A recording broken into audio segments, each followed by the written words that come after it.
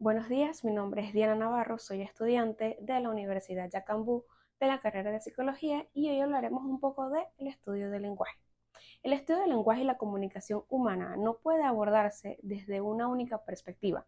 Para comprender cómo compartimos información, primero debemos entender cómo nos estructuramos por dentro, qué canales utilizamos y cómo nuestra especie y nosotros como individuos adquirimos esta capacidad. En el primer cuadro, la comunicación interpersonal versus la comunicación intrapersonal. Comenzamos analizando el espacio donde ocurre el acto comunicativo. La comunicación intrapersonal es el diálogo que ocurre dentro de un mismo individuo. Desde la perspectiva de Vygotsky o Finchester, no es mero pensamiento, es una herramienta de autorregulación cognitiva y resolución de disonancias. Su emisor y receptor son la misma persona y su canal es el habla interna. En psicología clínica, evaluar este diálogo es la base de la terapia cognitivo-conductual para reestructurar pensamientos automáticos. Por el contrario, la comunicación interpersonal es intrínsecamente social, es el cambio recíproco de significados entre dos o más personas totalmente independientes. Teorías como el interaccionismo simbólico o la ventana de Juárez nos muestra que es a través de este intercambio externo que construimos nuestra identidad y nuestras sociedades. El puente entre estos dos es que científicamente se critica la dificultad de medir objetivamente el habla intrapersonal, pero la psicología demuestra que no se pueden separar una comunicación intrapersonal sana, que es el requisito para una comunicación interpersonal asertiva.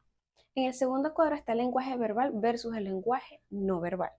Una vez definido el espacio interno o externo, debemos analizar el código, que es el lenguaje verbal. Es un sistema abstracto y estructurado de signos lingüísticos regido por reglas sintácticas. Autores como Chomsky defienden que nacemos con la estructura biológica para procesarlo. En neuropsicología, su aplicación es clave para diagnosticar daños en áreas específicas como Broca o Wernicke. En contraposición, el lenguaje no verbal opera a través de canales no lingüísticos: la postura, la mirada, la proxemia y las expresiones faciales. Paul Ekman demostró la universalidad de ciertas expresiones emocionales básicas. En la clínica, el lenguaje no verbal es una mina de oro porque revela incongruencias. El paciente puede decir verbalmente que está bien, pero su cuerpo expresa totalmente lo contrario. El puente es que mientras el lenguaje verbal aporta el contenido lógico e intelectual, el no verbal define la relación y la carga emocional. La ciencia critica la sobreinterpretación del lenguaje corporal, recordando que un gesto siempre depende del contexto. Y en el tercer cuadro es la filogénesis versus ontogénesis del lenguaje. En definitiva, debemos preguntarnos de dónde viene esta maravillosa facultad. Aquí nos enfrentamos al dilema del origen. La filogénesis estudia la evolución del lenguaje a nivel de especie Homo sapiens.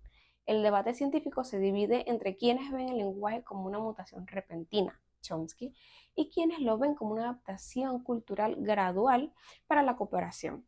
Su crítica principal es que el lenguaje no deja fósiles, obligándonos a hacer inferencias indirectas.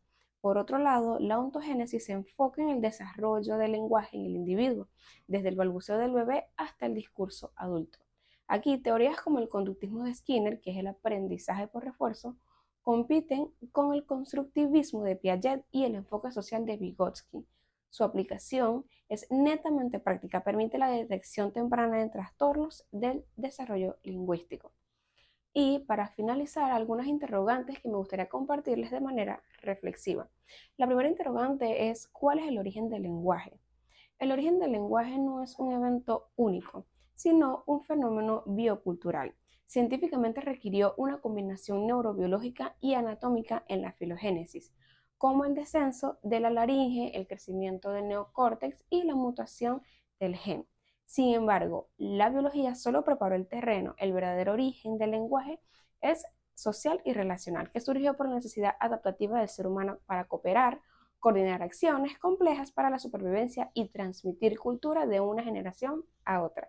El lenguaje nace cuando la mente humana necesita hacer visible su mundo interno a un otro. Segundo interrogante: ¿el lenguaje tiene efectos en la realidad? Sí, de manera rotunda. El lenguaje no es un espejo pasivo que solo describe la realidad, sino que es un agente activo que la moldea desde la hipótesis.